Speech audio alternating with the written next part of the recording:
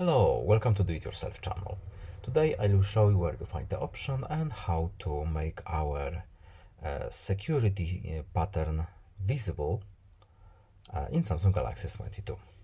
Right now we have our pattern lock, simple L symbol, but as you can see there is no after image, no shadow, no anything.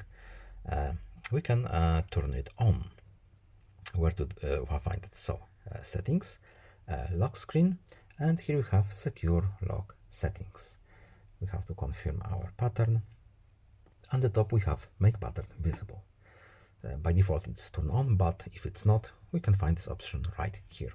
And let's see how does it look like right now.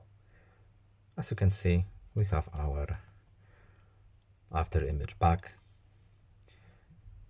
and visible. That's all. I hope this video is helpful to you. Please leave a like and subscribe. Have a nice day and see you in the next video. Goodbye.